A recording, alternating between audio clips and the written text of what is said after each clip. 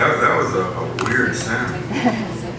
That sounded like guitars and amplifiers doing strange things.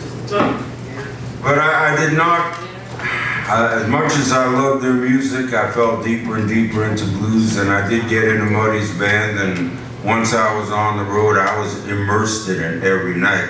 People say, well, what was the highlight? What really was the thing for you? And it's a real simple answer. Simply playing blues on stage with somebody as powerful and deep and charismatic as Muddy Waters, that was the thrill right there, and it happened hundreds and hundreds of times. We did meet plenty of famous people, and that's what journalists want to write about. They say, well, now I can pretend I'm not writing about Bob, but I'm writing about somebody famous. And they didn't say that, but just because I'm paranoid doesn't mean they're not out to get me.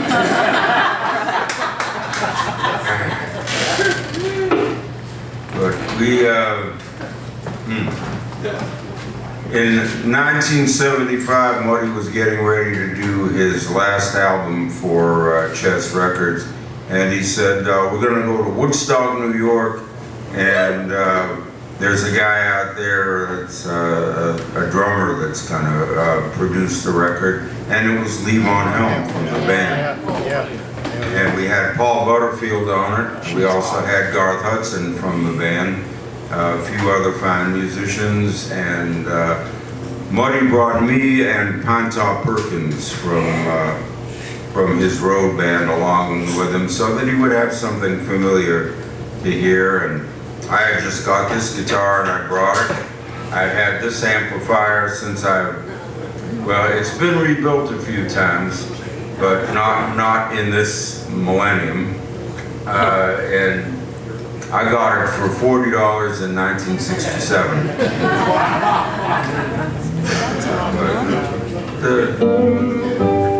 Nice sounding amp. I could turn it up, but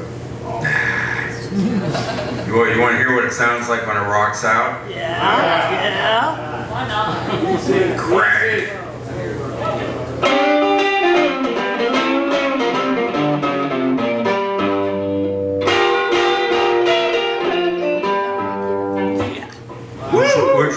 Which would barely be loud enough to play with a band. Once you get bass and drums up there, it's pretty intense. But that's a little bitty amp. Most of the ones that Muddy used and that we all used were twice as powerful as this one was, and none of that is anywhere near like rock volume is today. But I don't know if I'm going to be able to sing this or not, but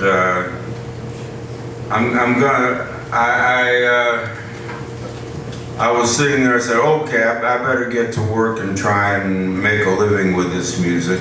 And so I was booking some gigs and I was making some flights so I could go to them, when all of a sudden the phone blows up. And people are calling me and writing me to tell me that they just read in the news that Robbie Robertson from the band passed away a week ago last Tuesday. And I knew him much less than I knew the other guys. I used to run into the other guys after that Last Waltz when they were playing in different places while they were still with us. First Richard Manuel passed away, and then Rick Danko in 1999, and Levon Helm in 2012. And it's a shame to lose them. The last two alive were the oldest, Garth Hudson, who is 86 now, but still playing okay, and Robbie Robertson. A few years ago, I was actually up until we did a tour last November. In 2019, there was a Last Waltz tour from a company called Blackbird Presents that had all these wonderful Americana musicians on it doing their versions of songs that were in the Last Waltz and working together to actually become their own band. Warren Haynes and Don Was were musical directors. John Medeski on keyboards. Jamie Johnson, the country star, was one of the singers and guitar players. Four-piece horn section, a whole bunch of New Orleans guys. And we were doing a tour that ended in just before Thanksgiving in 2019, and Robbie Robertson was a guest with us. And I had not seen him since 1976 at the original Last Waltz show. Wow. So he came over to me friendly and shook hands and said, he observed very correctly, "We don't look like that anymore." And we don't. But he played along with us, and having done so many songs that he had played on and that he had written, all the people in the band were very moved to have him there, aside from just respect for who he is. And everybody wanted to look real close and watch when he played some of the songs with them to see how the guitar parts were. I mean, how did he actually play those guitar parts? I did too. So when he started off this song, I was watching.